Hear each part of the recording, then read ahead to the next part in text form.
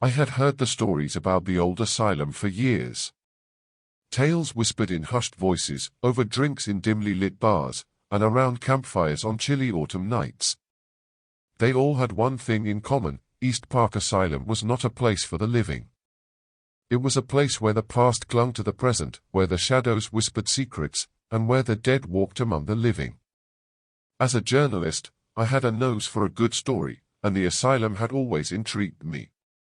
It was a crumbling relic of another time, a massive stone structure that loomed over the town like a forgotten nightmare. Its windows were shattered, and the once grand entrance had long since been boarded up. Nature had begun to reclaim the land, with vines creeping up the walls and trees growing through the cracked pavement. The asylum was a ghost of its former self, a decaying monument to a bygone era. One brisk autumn morning, I decided to finally satisfy my curiosity and explore East Park Asylum. I had packed my camera, a flashlight, and a notepad, and I set out early, before the sun had fully risen. The air was crisp, and the sky was overcast, casting a grey pallor over the world. It felt fitting for the adventure that awaited me. As I approached the asylum, a sense of foreboding washed over me. I couldn't help but shiver as I pushed open the creaking door, its rusty hinges groaning in protest. Inside, the air was thick with the musty scent of decay, and I could hear the faint scuttling of unseen creatures. I flicked on my flashlight, its beam cutting through the darkness. The asylum was a maze of narrow hallways and peeling wallpaper. Each step I took echoed eerily, as if the building itself was alive and breathing. I couldn't help but wonder what horrors had unfolded within these walls, what tormented souls had been confined here. I wandered deeper into the asylum, my footsteps muffled by the thick layer of dust that coated the floor. The rooms I passed were empty, their contents long since looted or decayed beyond recognition. Broken furniture lay strewn about, and graffiti covered the walls like a twisted form of art. But as I ventured further, I began to notice something unsettling. The graffiti on the wall seemed to change as I passed by. Images of faces contorted in agony appeared and disappeared in the flickering light of my flashlight.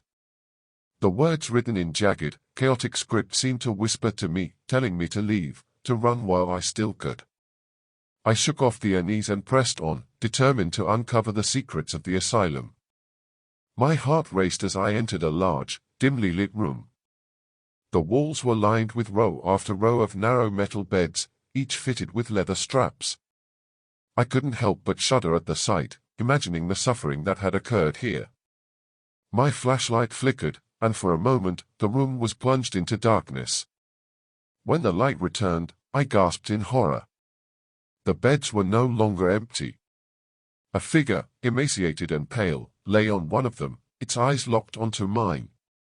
The figure's lips moved, but no sound emerged.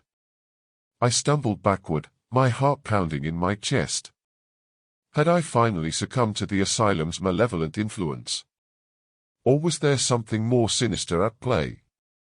I knew I had to leave, to escape the asylum's clutches before it consumed me entirely. As I turned to flee, I heard the echoing sound of footsteps behind me.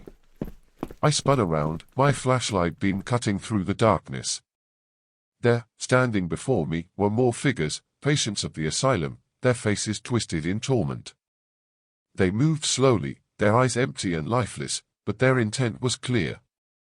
I ran, my footsteps echoing through the halls as I fled the asylum. The figures pursued me, their ghostly forms gaining on me with each passing moment. I burst through the boarded-up entrance, the grey light of dawn breaking through the clouds. I never looked back as I sprinted away from the asylum, my heart pounding in my chest. The whispers of the asylum faded into the distance, and the figures disappeared into the shadows. But the memory of that place, of what I had seen, would haunt me forever. I never wrote the story of East Park Asylum, never captured its secrets on film or in words.